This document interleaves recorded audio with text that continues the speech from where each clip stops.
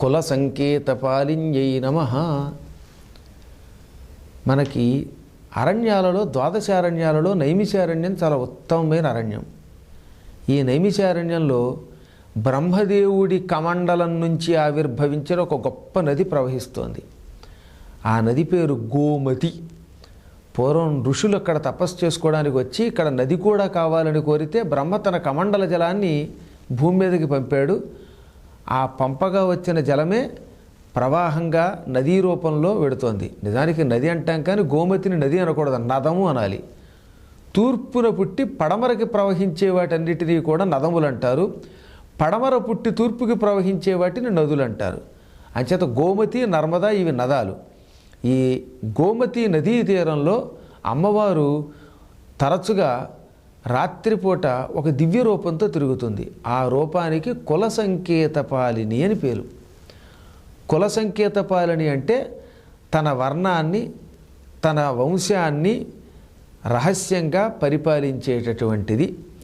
మంత్రానుష్ఠానాలకి కొన్ని నియమాలు ఉన్నాయి.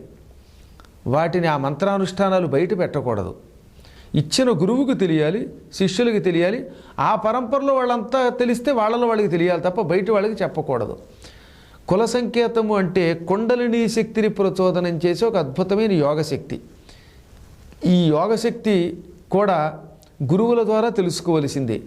కాబట్టి మొత్తం మీద మంత్రాచార రహస్యములను పాలించేది, పరమ పవిత్రమైన ఆచారం కలిగినది, యోగాభ్యాస తత్పరులైన వాళ్ళని రక్షించేది ఇటువంటి దేవతారూపం కుల సంకేత పాలిని. ఈ కుల సంకేత పాలిని నామాన్ని పూర్వం నైమిషారణ్యంలో ఉగ్రశిరువుడు అని పేరు కలిగిన సూతుడు అనే మహర్షి, ఆయనకు అసలు పేరు ఉగ్రశిరువుడు, ఆ తర్వాత ఆయన్ని సూతుడని కూడా అన్నారు. ఆ మహర్షి అనుష్ఠానం చేసి లోకానికి ఇచ్చాడు. అద్భుత జ్ఞాపక శక్తినిచ్చే మంత్రం. మీరు ఇక్కడ ఇంతవరకు చూడండి, పౌరాణికులలో సూత మహర్షి మాత్రమే పుస్తకం లేకుండా మస్తకమే సమస్తంగా 18 పురాణాలు చెప్పినవాడు. మొట్టమొదట ఈ చరాచర జగత్తులో వ్యాసుని శిష్యుడై వ్యాసుని ద్వారా పురాణాలు నేర్చుకుని మొత్తం అన్ని పురాణాలు పుస్తకం లేకుండా శిష్యులకి 88,000 మంది ఋషులకి చెప్పాడు. అంతటి అపూర్వధారణ ఎవరికీ లేదు. ఆ మహానుభావుడు ఇచ్చిన గొప్ప మంత్రం ఈ కుల సంకేత పాలిని మంత్రం. ఈ మంత్రాన్ని మరోసారి ఉచ్చారణ చేస్తున్నాను. ఓం కుల సంకేత పాలిన్యై నమః. దీనిని 9 రోజుల పాటు విడిచిపెట్టకుండా రోజు 1008 సార్లు జపం చెయ్యండి. జపం చేసిన వారికి అద్భుత జ్ఞాపక శక్తి వస్తుందన్నమాట. ఒక్కసారి చదివితే గుర్తుండిపోతుంది. పుస్తకాలు మస్తకాలకు ఎక్కేస్తాయి. అపూర్వమైన ధారణాశక్తిని పెంచే మహామంత్రం. ఇవాళ జ్ఞాపక శక్తి లేకపోతే పరీక్షల్లో ఏం రాయగలుగుతాం? 2 ఏళ్ళు ఎంత అంటే 4 అని చెప్పడానికి కంప్యూటర్ నొక్కునే పరిస్థితి రాకూడదు. పూర్వం వేదాలు, పురాణాలు, ఇతిహాసాలు అప్పచెప్పినట్లుగా ఇప్పటికి కూడా వేద పండితులు పుస్తకం అక్కర్లేకుండా కేవలం గురుముఖత ఇవి అప్పచెపుతున్నారు. ఆ శక్తి మన అందరిలో ఎంతో కొంత ఉంటుంది.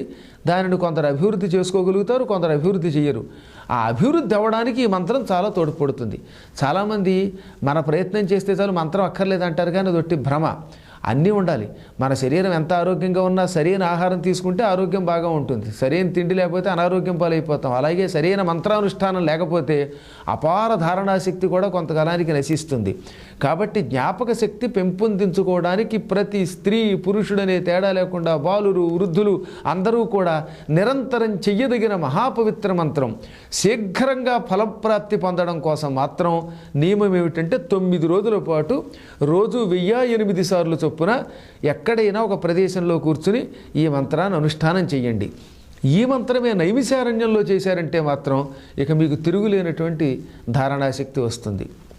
ముఖ్యంగా పెద్ద పెద్ద కాంపిటేటివ్ పరీక్షలకు వెళ్ళేవాళ్ళు ఉన్నారే, అటువంటి వాళ్ళకి చాలా ఉపయోగపడుతుంది. అక్కడికి వెళ్ళగానే పేపర్ చూడగానే చదువుకున్నవన్నీ గుర్తొస్తాయి అన్నమాట. కాబట్టి దీనిని విడిచిపెట్టకుండా 9 రోజుల పాటు రోజు 1008 సార్లు చేయండి. మరొక్కసారి మంత్రోచ్చారణ చేసుకుందాం. ఓం కుల సంకేత పాలిన్యై నమః.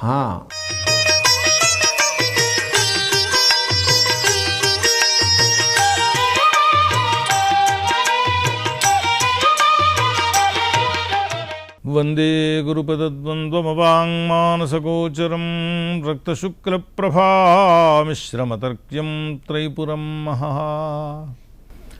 కలిపురుషుని యొక్క ప్రభావం వల్ల లోకంలో చాలా చాలా దుష్టములైనటువంటి లక్షణాలు పెరుగుతున్నాయి అని చెప్పాం. అయితే పరీక్షన్ మహారాజు ఆ కలిపురుషున్నప్పుడు చంపేస్తే వదిలిపోను కదా, యుద్ధంలో లొంగిపోయినాడు, అతన్నేమీ చేయలేకపోయినాడు అని అంటే అక్కడ ఒక రహస్యం చెబుతారు. కోనుద్వేష్టి కలిం సమ్రాట్ సారంగ ఇవ సారభుకు. నానుద్వేష్టి కలిం సమ్రాట్ సారంగ ఇవ సారభుకు. కుశలాన్యాసు సిద్ధ్యంతి నేతరాణి కృతాని యతు అని. పరీక్షన్ మహారాజు ఎవడు ద్వేషిస్తాడయ్యా కలిపురుషుణ్ణి అన్నారు. కనుకనే ద్వేషించరు అన్న. అదేమిటండి, కలిపురుషుడి వల్ల దోషములు వస్తున్నాయి అని చెప్పుకున్నాం కదా అని అంటే, కాదమ్మా, సారంగ ఇవ సారభుకు, తుమ్మెదలాగా పువ్వులో ఉంటూ ఉండేటటువంటి సారాన్ని గ్రహించేటటువంటి వాడు సత్పురుషుడు అవుతుంటాడు. పరీక్షన్ మహారాజు సత్పురుషుడు. కలియుగంలో ఎన్నో దోషాలు చెప్పారు, కానీ అందులో ఒక ప్రత్యేకత ఉన్నది అని. కుశలాన్యాసు సిద్ధ్యంతి. కృతయుగంలో 100 సంవత్సరాలు తపస్సు చేస్తే ఏ ఫలితం వస్తుందో, కలియుగంలోకి వచ్చేటప్పటికీ ఒక్క 24 గంటలు అట్లా తపస్సు చేస్తే అంతటి ఫలితం వస్తుంది అని చెప్పారు. ఇంకొక రహస్యం ఉన్నది.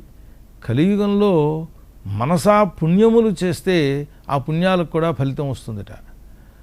మనసా పాపములు చేస్తే ఆ పాపాలకు మాత్రం ఫలితం రాదు. ప్రత్యక్షంగా పాపాలు చేస్తేనే ఫలితం వస్తుంది.